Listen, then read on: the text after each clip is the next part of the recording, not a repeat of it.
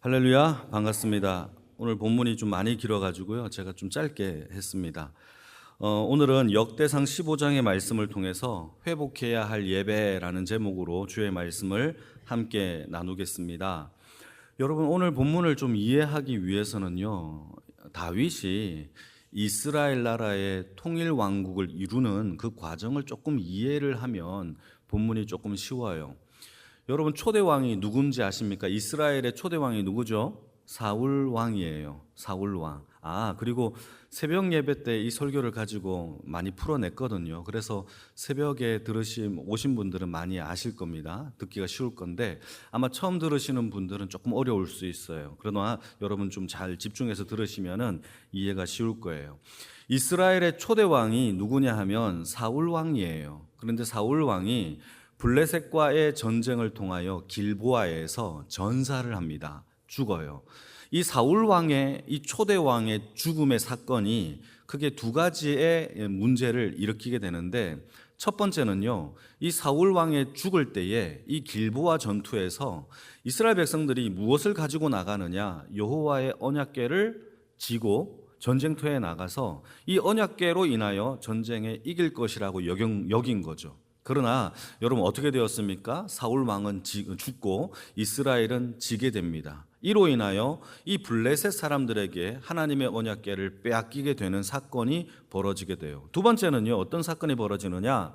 사울 왕이 죽음으로 인하여 이 이스라엘 땅에 왕의 변동이 일어나기 시작해요. 다시 말해서 유다 자손들은 사울 왕의 가문을 나의 왕으로 섬기지 않겠다라고 독립을 선언하면서 이 헤브론이라는 곳에서 바로 다윗을 자신의 왕으로 세우는 일이 벌어지게 되죠. 그러면 나머지 족속들은 어떻게 하느냐? 여전히 사울 왕가의 이스보셋이라는 이 왕을 자신의 왕으로 섬기게 되는 겁니다. 근데 문제는요, 이 사울 왕가는 이미 왕권의 힘을 잃었기 때문에 시간이 점점 지나가면 지나갈수록 이 이스보셋뿐만 아니라 사울 왕가의 힘은 점차 쇠락하게 돼요. 그러자 백성들의 마음이 어디로 향하게 되어지느냐 하면 다윗에게 그 마음이 향하여지게 되고, 급기야 모든 부족의 12개의 부족의 군인들이 자기들끼리 모여 다윗을 우리의 이스라엘의 왕으로 삼자라고 하며 어디로 가느냐? 헤브론에 가서 다윗을 왕으로 추대하는 사건이 벌어지게 됩니다. 이게 바로 통일 왕국의 바로 첫 시작이 바로 이로 인하여 생기게 되어지는 것이죠. 그래서 다윗이 첫 번째 이스라엘 왕이 되고 난 다음에 무엇을 하느냐?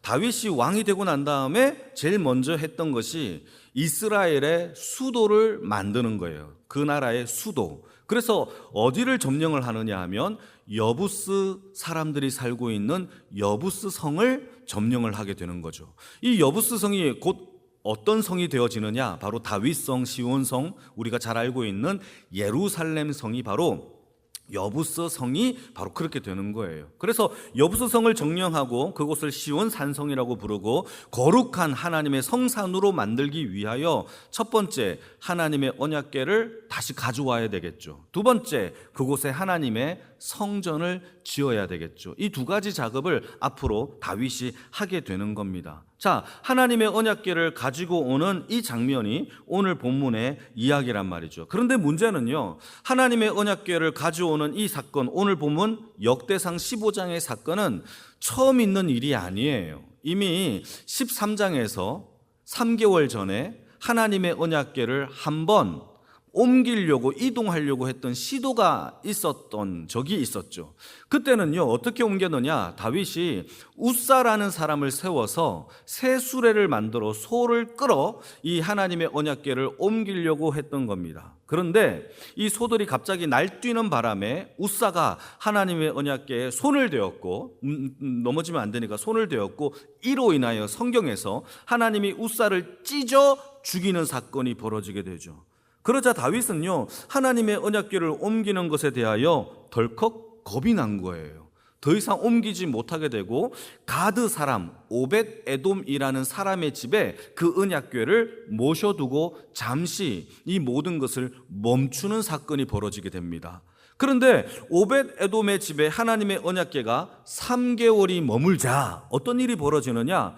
오벳 에돔 집과 그의 모든 소유가 하나님께 복을 받았다, 복을 받는 역사가 소문나기 시작해요. 자, 이때 다윗은 깨달아요. 아, 하나님의 진노가 이제 그쳤구나. 다시 하나님의 언약궤를 메고 오자라고 하게 되는, 결심을 하게 되는 거죠. 그래서 다시 하나님의 언약궤를 메고 오는데, 이번에는요, 새 수레로 끌고 오는 것이 아니라 이번에는 하나님의 율법과 규례에 기록된 대로 레위 사람들을 시켜 하나님의 언약궤를 어깨에 메고 예루살렘으로 올라오도록 하나님 앞에 그렇게 하나님의 언약궤를 옮기는 장면이 펼쳐집니다. 같이 한번 읽어볼까요? 민수기 4장 15절의 말씀인데요. 같이 읽겠습니다. 시작. 진영을 떠날 때에 아론과 그의 아들들이 성소와 성소의 모든 기구 덮은 일을 마치거든 고핫 자손들이 와서 맬 것이니라. 그러나 성물은 만지지 말라. 그들이 죽으리라. 회막 물건 중에서 이것들은 고핫 자손이 맬 것이며, 여기서 말하는 성물은요, 언약궤를 얘기하고 있어요. 이 언약궤를요, 고핫 자손이 어떻게 합니까? 어깨에 메고 이것을 옮겨야 된다라는 것이 민수기 4장에 이 율법과 규례에 기록되고 있는 것을 다윗이 이제 알고는요, 여러분, 우사가 하나님의 성물을 손에 대어서 그가 하나님이 찢어 죽임을 당했잖아요. 그 사건을 방지하기 위하여 이제는 하나님의 언약과 그리고 율법에 기록된 대로 아론과 그의 레위 자손들을 파악하여 하나님의 언약궤를 메고 오도록 다윗이 조치를 취하는 겁니다. 자, 그러면 다윗이 하나님의 언약궤를 메고 오기 위해서 가장 먼저 해야 될 일이 뭡니까?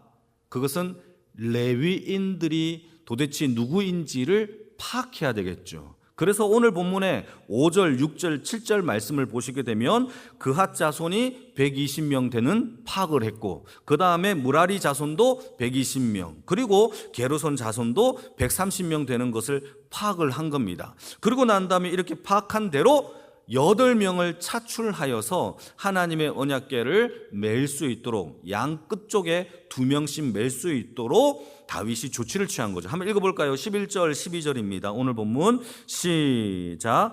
다윗이 제사장 사독과 아비아달을 부르고 또 레위 사람 우리엘과 아사야와 요엘과 스마야와 엘리엘과 암미나답을 불러 그들에게 이르되 너희는 레위 사람의 지도자이니 너희와 너희 형제는 몸을 성결하게 하고 내가 마련한 곳으로 이스라엘의 하나님 여호와의 궤를 메어 올리라 라고 명령을 내립니다. 자, 그러니까 8명이 차출되었죠. 제사장 2명, 사독과 아비아달, 그리고 나머지 레위 사람 6명, 총 8명을 택하였고 이들에게 하나님의 언약궤를 운반할 것을 명령하여 하나님의 예루살렘 성으로 옮겨지는 과정이 바로 오늘 본문의 전부의 내용이에요. 오늘은 이 부분을 통하여서 우리가 한번 3가지의 말씀을 한번 묵상하려고 하는데, 첫 번째 우리가 한번 생각해 봐야 할 것은 실패를 통하여서 다윗은요, 실패를 통하여서 회복해야 할 일이 있다면 하나님의 말씀을 회복해야 함을 우리에게 가르쳐주고 있어요. 여러분, 이것이 이해가 되시면 아멘. 여러분, 우리가 주의 일을 하다가 여러분 실패할 수 있을까요? 없을까요? 그때마다 우리가 회복해야 될 것은 다른 게 아니라 하나님의 말씀이 우리 안에 재정비되기를 축복합니다. 다윗이요, 첫 번째 운반했을 때는 실패했어요. 새 수레로 이끄는 것으로 정성껏 새 수레를 만들었겠죠. 좋은 소를 데려다가 수레를 옮기려고 했겠죠. 다윗이 얼마나 열정적인 사람입니까? 얼마나 하나님을 사랑하는 사람입니까? 대강이 있겠습니까? 그렇지 않았을 거예요. 정말 최고급으로 아마 하나님의 언약궤를 옮기려고 했을 겁니다. 그 열정과 열심으로. 하지만 그 열정과 열심은 다윗의 열정과 열심이었지 하나님이 원하시는 열정과 열심과는 상관이 없을 수 있다라는 겁니다.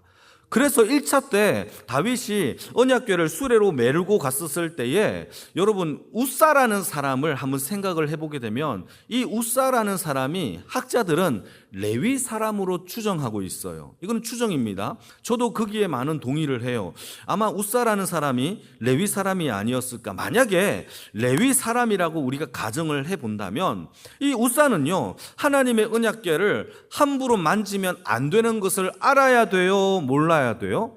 당연히 알아야 되겠죠. 레위 사람이니까, 성물을 다루었던 사람들이니까 당연히 알아야 되겠죠. 그런데 웃사는요 그것을 간과했던 것이죠. 그리고 수레로 옮겨야 됩니까? 지성소에 있는 언약궤를 어깨에 매야 된다라는 것을 웃사라는 사람이 알아야 됩니까? 몰라야 됩니까? 그것도 알아야 되겠죠. 그런데 이 웃사는요 그런 것을 하나도, 그 과정을 하나도 중요하게 여기지 않았던 것이죠. 그래서 웃사는 죽었어요. 더 이상 언약궤를 옮기지 못할 처지에 놓였을 때 이 실패가 다윗에게 있어서 다윗은 그럼 포기하자, 언약궤를 포기하자라고 한 게 아니라 이번에는 하나님의 율법에 기록되어 있는 이 언약궤를 옮기는 것을 연구했고, 하나님의 율법과 규례에는, 이 율법과 규례에는 언약궤를 레위인들이 어깨에 매야 된다라는 사실을 알고는요 어떻게 했느냐, 이제는 어깨에 메고 옮기는 방법으로 다시 시도하고 있다라는 사실을 알 수 있는 겁니다. 자, 여기서 우리가 한 가지 교훈을 얻는 것은, 우리가 주의 일을 할 때마다 또는 열정이 없어서가 아니라 열정이 있을 때마다 어쩌면 우리는 사람들과 그 열정 때문에, 열심 때문에 부딪힐 수 있을까요? 없을까요? 있어요. 무리하게 일을 추진하다가 그 사람의 마음을 상하게 할 수 있을까요? 없을까요? 있어요. 그르칠 때가 많아요. 여러분, 이것은 그 사람이 정말 나쁜 사람이기 때문에 그런 것이 아니라 그 열정이 하나님보다 앞서갈 때에 이러한 문제들이 생겨난다라는 사실이죠. 그래서요, 이런 실패와 이런 문제가 생길 때에 우리가 다시 한번 돌아봐야 할 것은 무엇이냐 하면 하나님의 말씀으로 다시 돌아가야 되고, 그 말씀이 우리에게 어떻게 전해지고 있는지를 회복하는 주의 인생이 되기를 축복합니다. 일을 잘하는 것도 중요해요. 그런데 말씀대로 하는 것은 더 중요해요. 우리는 잘하려고 할 때에 일을 그르칩니다. 그러나 말씀대로 할 때에 하나님의 은혜가 깃들 줄 믿으시길 축복합니다. 내가 레위인이라면 당연히 그 규례에 대하여 하나님의 언약궤를 어떻게 옮기는지 알아야 되겠죠. 그 율법대로 살아야 되겠죠. 우리도 마찬가지예요. 하나님께 받은 직분과 봉사에 영역이 있다면 일을 잘하는 것보다도 하나님의 말씀에 충만한 것이 더 먼저이기를 주님의 이름으로 축복합니다. 그 말씀을 알아야 바른 길을 가고 바르게 전하며 바르게 섬길 수 있다라는 사실이죠. 여러분, 웃사의 실패로 인하여 다윗은 좌절하지 않았어요. 오히려 하나님의 언약궤보다 더 중요한 게 하나 생겼어요. 그것은 하나님의 말씀대로 옮기는 것이 더 중요했다라는 것이죠. 그래서 1절을 보시게 되면 다윗이 하나님의 언약궤를 옮길 만한 하나님의 언약궤의 처소의 장막을 먼저 만들고, 두 번째 레위인들을 파악하고, 세 번째 차출하여서 8명을 그들에게 성결할 것을 명령을 했던 것입니다. 다윗은 실패의 장면에서 좌절하거나 넘어지지 않았고 오히려 말씀을 찾았고, 말씀 앞에서 어떻게 순종하는 것이 회복의 역사가 일어나는 건지를 다윗은 찾아갔다라는 사실이죠. 여러분, 우리의 삶도 마찬가지예요. 여러분, 인간은 다 실수할 수 있고 열정과 열심이 있을 때 또 부딪힐 수 있어요. 그때마다 여러분, 오히려 하나님의 말씀을 통하여서 우리의 삶이 회복되기를 축복합니다. 그리고 회개하고 다시 그 말씀으로 살아가는 주의 인생의 삶이 되는 그 모든 영광의 식구들이 되기를 축복합니다. 두 번째 묵상을 해봐야 할 것은 우리 2절 말씀인데, 2절도 한번 천천히 한번 읽어볼까요? 시작. 다윗이 이르되 레위 사람 외에는 하나님의 궤를 맬 수 없나니 이는 여호와께서 그를 택하사 여호와의 궤를 메고 영원히 그를 섬기게 하셨음이라 하고, 다윗이 고백하는 겁니다. 하나님의 언약궤는 레위인만 질 수 있고 그것을 메고 옮기게 하나님이 그렇게 하셨다, 택하셨다라고 이야기를 하고 있는 겁니다. 여러분, 하나님은 모세 시대 때에 레위인들을 구별하셨어요. 그래서 땅의 분깃을 받을 때에 레위 족속은요, 땅의 분깃을 받지 못하고 하나님이 그들의 분깃이 되게 하셨어요. 그러니까 성전의 일들을 그들에게 맡기셨는데, 특히 고핫이라는 이 자녀들의 후손들은요, 하나님의 지성소에 있는 언약궤와 같은 이 성물을요, 어깨에 메고 옮기는 특별한 일들을 그들에게 맡기신 거죠. 자, 여기서 한 가지 우리가 짚고 넘어가야 될 게 하나 있는데, 레위 자손들에게는 레위에게는 3명의 아들들이 있었어요. 그 3명의 아들들 혹시 여러분 아십니까? 첫 번째는요, 무라리. 두 번째는요, 고핫. 세 번째는 혹시 정말 몰라서 대답 안 하는 겁니까? 아니면은 목사님 잘 맞춰 보십시오. 여러분 저한테 이제 대답을 하기를 원하는 겁니까? 3명 이거 기본이죠. 첫 번째는 고핫, 두 번째는 게르솜, 그리고 무라리. 이 3명이 레위의 3명의 아들들입니다. 이 아들들은요, 하나님의 성막의 일들을 감당하는 일들을 했는데, 특히 고핫이라는 자손은요, 무엇을 담당했느냐? 성막 안에 있는 지성소에 있는 하나님의 언약궤와 같은 성물을 옮기는 일을 감당했어요. 어깨에 메고. 자, 두 번째, 게르손이라는 사람은요, 이 게르손은 휘장이라든가 장막이라든가 덮개 같은 것들을 옮기는 일들을 감당했어요. 그리고 무라리라는 사람은요, 어떤 일을 감당했느냐? 가장 무거운 거, 기둥, 널빤 이런 거 있잖아요. 이게 뭐 말뚝 이런 것들, 무거운 것들을 옮기는 일들을 감당했죠. 자, 그런데 자, 여기에서 이 고핫은요, 손으로 어깨에 메고 옮겨야 돼야 했어요. 그런데 나머지 게르솜과 무라리라는 이 자손들은요, 이 무거운 물건들이기 때문에 휘장 이렇게 돌돌 말아놓으면 얼마나 무겁겠습니까? 이걸 어깨에 맸다가는 어깨가 탈골되고 그 다음에는 어깨에 매지도 못하겠죠. 그러니까 하나님이 모세를 통하여 이들에게 무엇을 주었느냐? 수레를 주었어요. 수레 2개를 주었고 소 4마리, 한 수레당 소 2마리. 무라리에게는요, 더 무거운 거예요. 널밤, 이게 기둥 이런 거니까 얼마나 무겁겠어요. 그래서요, 수레 4개, 소 8마리 이렇게 주면서 옮기게 했단 말이죠. 자, 이때 고핫 자손이 보니까 나 말고 다른 형제들이 하나님의 성물을 옮길 때에 너무 편하게 옮기는 거예요.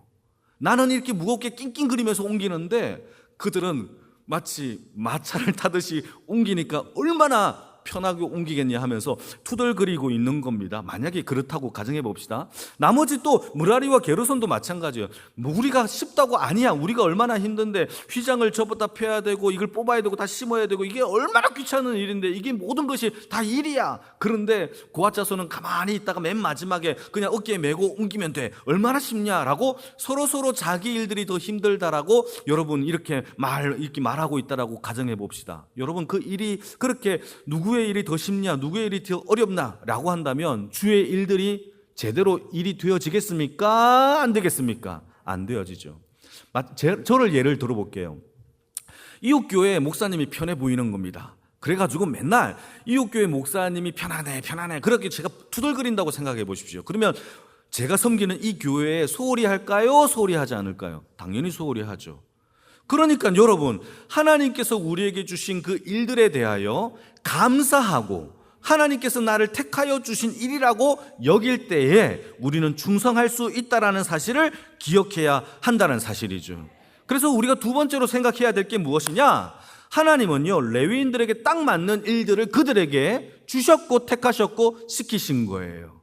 이 일들을 여러분 믿고 하나님이 나에게 주신 그 직무에 대하여 하나님께 감사한다면 그 일들을 충성할 수 있다는 사실을 기억하기를 축복합니다. 그래서요, 하나님이 우리에게 주신 사명, 직분, 직무에 대하여 투덜거리는 인생이 아니라 따라해 봅시다. 나에게 딱 맞는, 할렐루야, 딱 맞는 그 일을 주셨구나라고 여기면서 살아가는 충성된 주의 백성이 되어지기를 축복합니다. 이러기 어려워요. 자꾸 남의 떡이 더 커 보인단 말이죠. 그러나 하나님이 우리에게 딱 맞는 직분과 그 은혜를 우리에게 부어주신 줄 믿으십시오. 어떤 사람은 아름다운 찬양의 목소리를 통하여서 하나님을 찬양하게 하는 일을 시키셨어요. 다른 사람은 가르치는 은사를 주셔서 눈높이에 맞춰서 딱 필요한 만큼 가르치는 은혜를 주셨어요. 이거는요, 하나님이 그들에게 쓰시는 하나님이 딱 맞는 직무를 주신 거죠. 어떤 사람은 엔지니어 기술이 탁월합니다. 보이지 않는 곳에서 그런 일들을 섬기게 하셨고, 어떤 사람은 뭔 갖다 대면 음식 맛이 좋아져요. 할렐루야. 그래서 음식을 통하여서 사람들을 행복하게 하는 그 섬김의 역사도 일어난단 말이죠. 전도와 복음의 사역도 마찬가지겠고, 뿐만 아니라 기도와 위로의 사역도 하나님이 딱 맞는 그 은사대로 사명을 우리에게 부어주신 줄 믿으시기를 축복합니다. 불평하는 것이 아니라 딱 맞는 그 일들을 하나님이 나에게 주셨다, 그것을 믿고 오늘도 감사하며 성실하게 섬기시는 주의 백성들이 다 되어지기를 주님의 이름으로 축복합니다. 자, 마지막으로 세 번째, 다윗이요, 독특한 것을 하나 합니다. 16절인데요. 같이 한번 볼까요? 16절 시작. 다윗이 레위 사람의 어른들에게 명령하여 그의 형제들을 노래하는 자들로 세우고 비파와 수금과 재금 등의 악기를 울려서 아름다운 소리를 크게 내라 하매. 마지막으로 다윗이 하나님의 언약궤를 옮길 모든 것을 완벽하게 준비를 했어요. 그런데 이번에는요, 무엇을 한 가지 더 만드느냐 하면 찬양대를 조직해요. 자, 하나님의 언약궤를 옮기는 마당에 다윗이 이번에는 하나님의 찬양대를 조직을 하는 겁니다. 그런데 이때 찬양대를 조직할 조직원을 뽑는데 다윗이 직접 뽑은 게 아니라 레위 족속의 어른들에게 그 일들을 부탁을 하는 거예요. 어르신들이요, 좀 좋은 사람들로 이 찬양대의 조직원들을 좀 뽑아주세요, 만들어 보세요 라고 그들에게 이렇게 부탁을 하는 것이죠. 자, 왜 그럴까요? 여러분, 다윗이 찬양과 음악을 잘 모르기 때문에 어른들에게 부탁했을까요? 아니죠. 다윗은요, 음악에 일가견이 있는 사람이에요. 그는 어릴 때부터 하프를 키면서 하나님을 찬양했던 사람이고, 시편의 그의 절반 가까이가 다윗이 지은 찬양과 노래가 바로 시편의 이야기란 말이죠. 그러면 가장 탁월한 찬양자는 누구냐? 다윗이 될 수밖에 없겠죠. 그런데 다윗이 찬양대원들을 뽑지 않았어요. 왜냐하면 노래를 잘한다고 해서 레위 사람들의 그 은사를, 찬양을 잘하는 은사를 다윗이 알 수 없기 때문이죠. 그래서 레위 사람들의 어른들을 통하여서 찬양을 잘하고 잘 섬길 만한 그런 사람들로 찬양대의 조직원들을 맡기고 세우게 한 거란 말이죠. 자, 여기서 중요하죠. 아무리 실력이 있어도 그 사람들이 다른 사람들과 연합하여 함께 어울리지 못한다면 그것은 득이 아니라 독이에요. 중요한 자. 이게 정말 중요한 얘기죠. 아무리 탁월한 실력을 가지고 있어도 그것이 하나가 되고 연합되게 하지 못한다면 그것은 득이 아니라 독이 되는 거예요. 공동체의 모든 조직은요, 실력과 탁월함으로 가는 게 아니에요. 목회를 하면서 점점 그걸 더 많이 뼈저리게 느낍니다.